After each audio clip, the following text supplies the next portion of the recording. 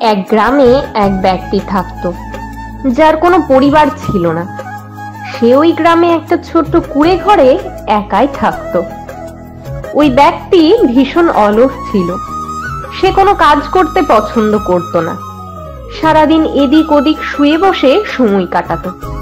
এমনকি নিজের খাবার জোগানোর জন্য সে কোনো কাজ করত না। এদিক ওদিক থেকে খাবার জোগাড় করে কিংবা ভিক্ষা করেও সে নিজের পেট চালাতো। তো একদিন সে খাবারের খোঁজে একটা জঙ্গলের পাশ দিয়ে যাচ্ছিল। যেতে যেতে হঠাৎ সে একটা বাগান বাড়ি দেখতে পায়, যেখানে অনেক ফলের গাছ ছিল। তো সে দূর থেকে ফলের গাছগুলি দেখতে পেয়ে খুব খুশি হয়। সে ভাবে যে আজকের মতো আমার খাবার ব্যবস্থা হয়ে গেল। তারপর সে ওই বাগান বাড়িতে পাঁচিল টপকে ঢুকে পড়ে আর একটা আম গাছ থেকে আম পাড়তে ওঠে। তারপর তাকে সেই আম পাড়তে দেখে বাড়ির মালিকটা ছুটে আসে। তারপর তাকে নিচ থেকে চিৎকার করে ডাকতে থাকে গাছ থেকে নামার জন্য। তারপর সেই ব্যক্তি সেই বাড়ির মালিককে দেখে ভীষণ ভয় পেয়ে যায় আর সে ভাবে নিচে নামলেই সেই মালিক হয়তো তাকে ধরে মারবে। তাই সে গাছ থেকে না নেমে সেখানেই বসে থাকে। এই দেখে বাড়ির মালিক আরো রেগে যায়। সে বলে, তুই গাছ থেকে নামবি না? তো দেখ আমি তোর কি অবস্থা করি। আর এই বলে বাড়ির মালিক ভেতরে যায় একটা বড় লাঠি আনতে। দূর থেকে সেই অলস ব্যক্তি তাকে লাঠি আনতে দেখে তাড়াতাড়ি গাছ থেকে নেমে সেখানে মালিক আসার আগেই সেখান থেকে দৌড়ে পালিয়ে যায়। তারপর সেই ব্যক্তি বাড়ি থেকে বেরিয়ে সে তাড়াতাড়ি করে উল্টো দিকের জঙ্গলের মধ্যে ঢুকে পড়ে। সে ভাবে বাড়ির মালিক হয়তো তার পিছু নিয়েছে। তাই সে ছুটতে ছুটতে জঙ্গলের অনেক ভেতরে চলে যায়। আর সে দেখে যে বাড়ির মালিক তার পিছনে আসছে না। আর তখন সে একটা গাছের নিচে বসে একটু বিশ্রাম নেয়। তো সে যখন জঙ্গলের মধ্যে গাছের নিচে বসেছিল তখন হঠাৎ একটা শেয়ালকে দেখতে পায়, যার একটা পা ছিল না। শেয়ালটা খুঁড়িয়ে খুঁড়িয়ে হাঁটছিল আর কোন রকমে এক জায়গায় এসে বসেছিল। শেয়ালটার এই রকম অবস্থা দেখে অলস ব্যক্তি ভাবতে থাকে যে শেয়ালটা এই রকম প্রতিবন্ধী অবস্থায় কিভাবে নিজের খাবার জোগাড় করে আর কিভাবেই বা সে অন্য জীবজন্তুদের থেকে নিজেকে বাঁচায়। তো সে যখন এই সব ভাবছিল তখন সে হঠাৎ দূর থেকে একটা সিংহকে আসতে দেখে।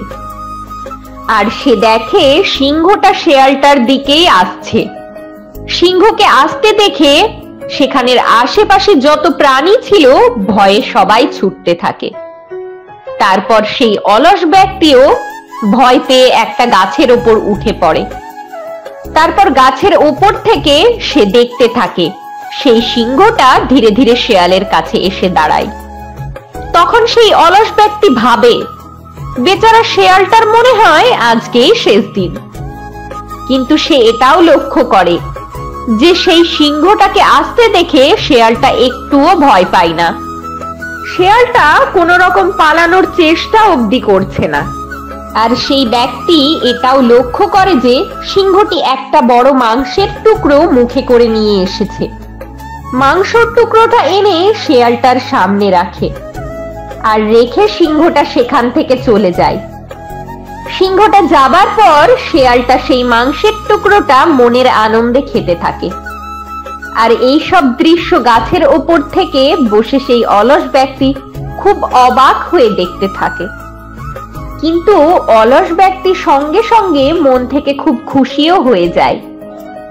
আর সে ভাবতে থাকে ভগবান সবার জন্য কিছু না কিছু ব্যবস্থা ঠিকই করে রাখে। তাই তার জন্য ভগবান কোনো না কোনো প্ল্যান অবশ্যই করে রেখেছেন। তাই এতদিন যখন কিছু না করেই খাবারের ব্যবস্থা হয়ে গেছে, তো বাকি জীবনটাও তার এইভাবেই কেটে যাবে। আর এই ভেবে সে ওখানে অপেক্ষা করতে থাকে যে কেউ এসে তাকেও ঠিক খাবার দিয়ে যাবে। তবে তার সেখানে বসে থাকতে থাকতে ঘন্টার পর ঘন্টা কেটে যায়, কিন্তু কেউ সেখানে তাকে খাবার দিতে আসে না। তারপর সে সেই জঙ্গল থেকে বেরিয়ে একটা গাছের নিচে আরো কয়েক ঘন্টা বসে থাকে। সে ভাবে যে কেউ না কেউ তার জন্য ঠিকই খাবার নিয়ে আসবে। সে ভাবে ভগবান নিশ্চয় তার জন্য কোনো না কোনো ব্যবস্থা ঠিকই করে রেখেছেন। কিন্তু তার সারাদিন কেটে যাবার পরেও তাকে সেখানে কেউ খাবার দিতে আসে না।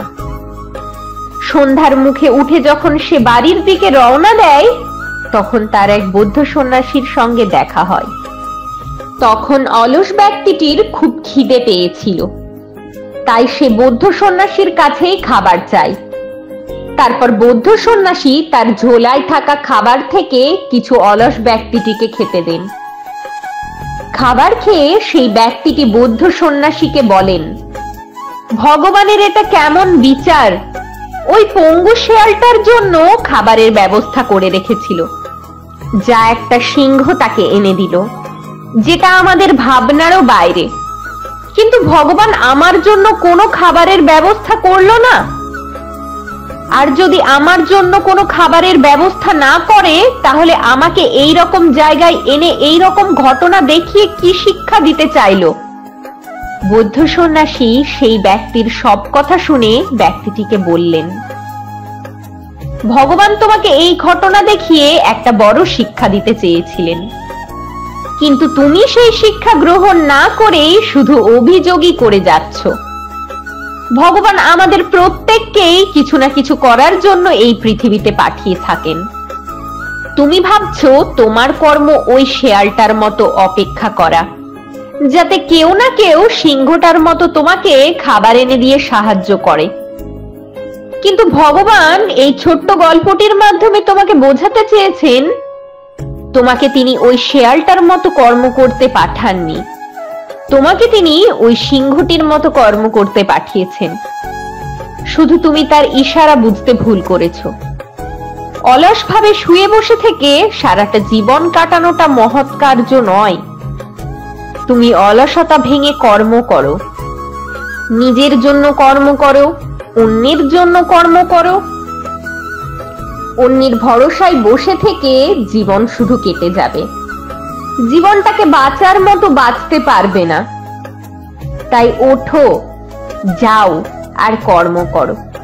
তোমার জীবনের উদ্দেশ্য তোমার জন্য অপেক্ষা করছে।